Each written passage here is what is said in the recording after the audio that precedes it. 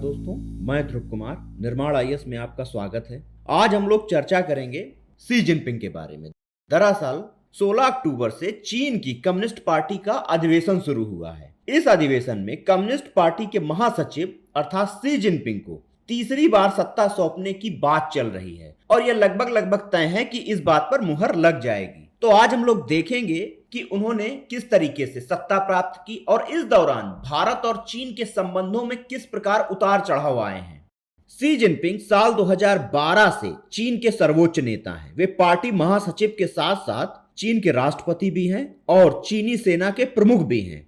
अब तक कोई भी व्यक्ति चीन की कम्युनिस्ट पार्टी के महासचिव के रूप में अधिकतम 2 बार रहा है, लेकिन साल 2018 में इस प्रावधान में संशोधन किया गया था और जिसके अंतर्गत यह प्रावधान कर दिया गया था कि शी जिनपिंग जब तक चाहें कम्युनिस्ट पार्टी के महासचिव के पद पर बने रह सकते हैं। इसीलिए लोग शी जिनपिंग को चीन की कम्युनिस्ट क्रांति के नेता और चेयरमैन रहे माओ से तुंग से भी ज्यादा शक्तिशाली कहने लगे हैं। इस समय पूरी दुनिया की निगाहें चीन की कम्युनिस्ट पार्टी के अधिवेशन पर लगी हुई हैं। भारत और चीन के मौजूदा संबंध काफी तल्ख हैं और इसीलिए भारत में भी सभी की निगाहें इस पर हैं कि शी जिनपिंग का अगला कदम क्या होगा और इसके बाद जो है भारत और चीन के संबंधों में क्या असर पड़ेगा। शी जिनपिंग साल 2012 में कम्युनिस्ट पार्टी के महासचिव बने, फिर 2013 में वे राष्ट्रपति बन गए। उस समय भारत में कांग्रेस के नेतृत्व वाली यूपीए सरकार थी और डॉक्टर मनमोहन सिंह जी हमारे प्रधानमंत्री थे। फिर 2014 में हमारे देश में सरकार बदलती है और मोदी जी के नेतृत्व में एनडीए सरकार बनती है।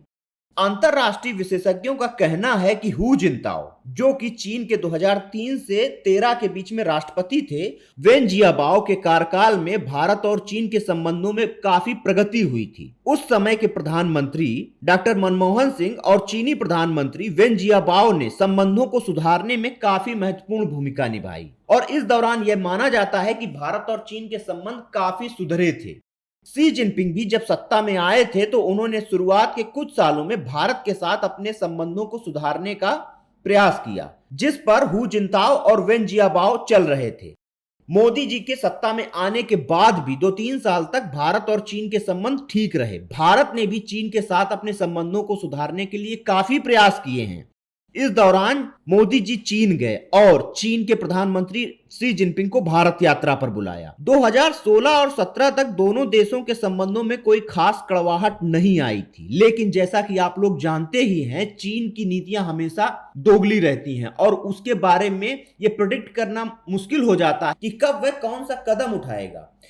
इसी प्रकार 1962 के पहले भी हमने देखा था कि भारत लगातार चीन का समर्थन कर रहा था, लेकिन चीन ने विश्वासघात किया और वही चीज यहां पे 2017 में होती है। जब 2017 में डोकलाम होता है, उसके बाद 2020 में गलवान होता है। इसके परिणाम स्वरूप दोनों देशों के संबंध काफी खराब हो गए। यदि डोकलाम की बात करें तो डोकलाम की स्थिति भारत, भूटान और चीन के ट्राई जंक्शन जैसी है। डोकलाम एक विवादित पहाड़ी इलाका है जिस पर चीन और भूटान दोनों अपना दावा करते हैं।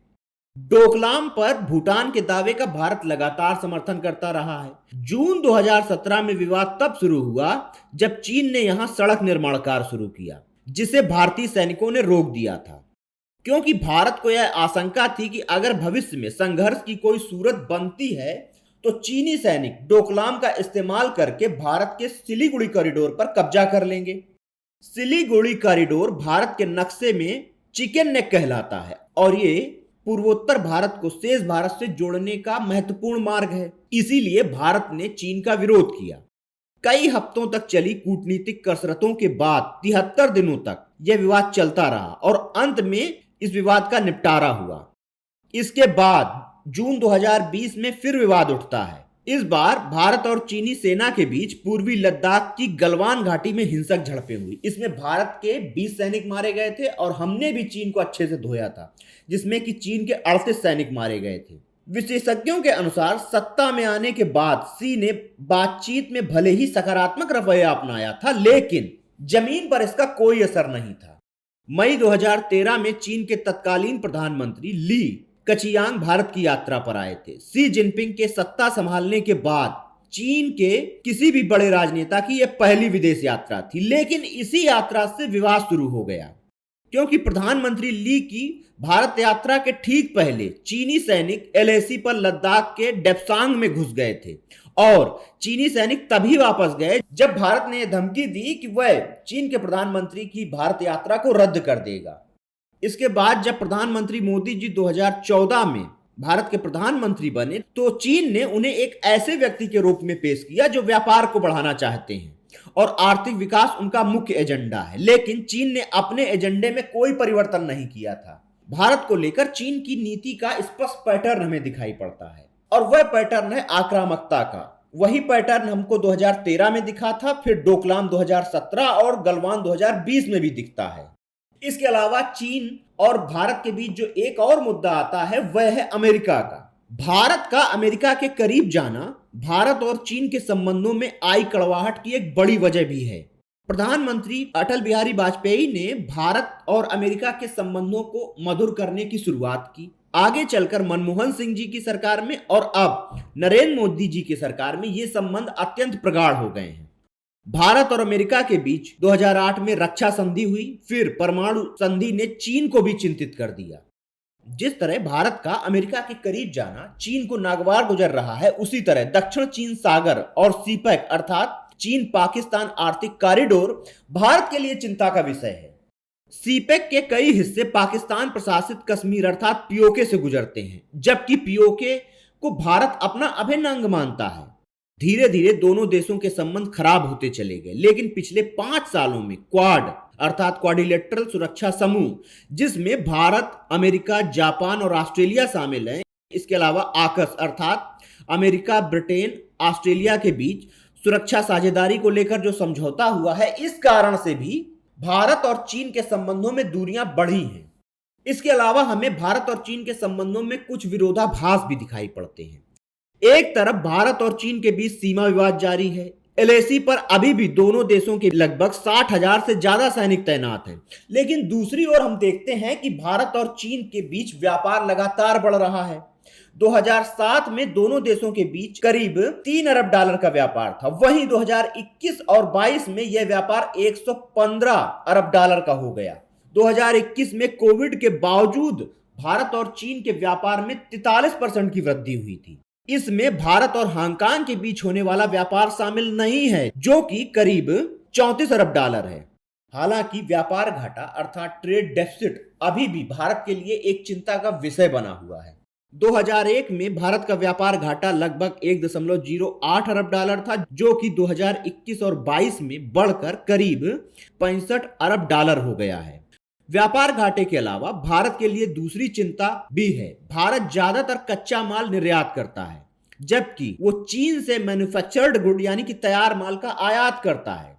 व्यापार घाटे को चीन स्ट्रक्चरल प्रॉब्लम अर्थात संरचनात्मक समस्या कहता है, जबकि भारत का यह कहना है कि चीन उसे अपनी बाजार में पहुंच से रोकता है। आईटी और फार्मा के क्षेत्र में भारत को चीनी बाजार तक पर्याप्त पहुंच नहीं है। इसके अलावा एक मुद्दा उठता है जलवायु परिवर्तन का। तो जलवायु परिवर्तन ऐसा मुद्दा है जहां कई बार यह देखा गया है कि भारत और चीन एक साथ खड़े मिले हैं। हाल ही में ग्लासगो सम्मेलन नवंबर 2021 में कोयला के फेज आउट योजना के मामले में पश्चिमी देशों को चुनौती देने का जब मुद्दा उठा था तो भारत और चीन एक साथ थे। यूक्रेन के मुद्दे पर हाल ही में दोनों देशों ने मतदान में हिस्सा नहीं लिया और कहीं ना कहीं दोनों देशों का झुकाव रूस की तरफ रहा है। हालांकि भारत काफी हद तक न्यूट्रल रहा है। चीन यह नहीं चाहता है कि भारत का आर्थिक विकास हो। चीन का असल मकसद भारत जैसे बड़े बाजार का अपने हितों में फायदा उठाना है। कई चीनी कंपनियों ने भारत में अपना कारखाना लगाया है, लेकिन वो गैर कानूनी तरीके से कई बार अपने मुनाफे को भारत ले जाती हैं, जो कि भारत के लिए काफी नुकसानदायक है। और इसी के चलते अभी हाल ही में भारत सरकार के द्वारा कई सारी चीनी कंपनियों पर कार्यवाही की गई है। अभी कुछ ही समय पहले एक मुद्दा उठा था कि भारत ने Xiaomi पर कार्यवाही की थी, वो भी इसी तरीके से इलीगल व्यापार में शामिल थी।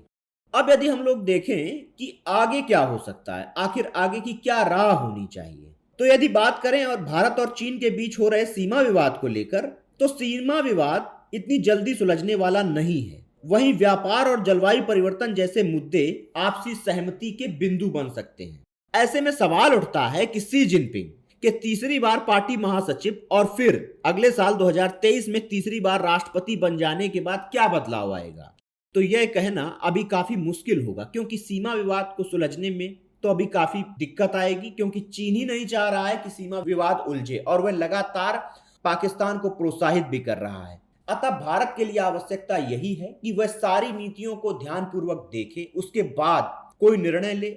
और भारत सरकार के द्वारा इसीलिए भारत की सेना को भी सशक्त करने का प्रयास किया जा रहा है। हमारे प्रधानमंत्री मोदी जी भारत के विकास के लिए भी कई तरीके के प्रयास कर रहे हैं। इसीलिए देखना काफी रोचक होगा कि आगे भारत और चीन के संबंध किस राह पर जाते हैं। इस टॉपिक में इतना ही। धन्यवाद।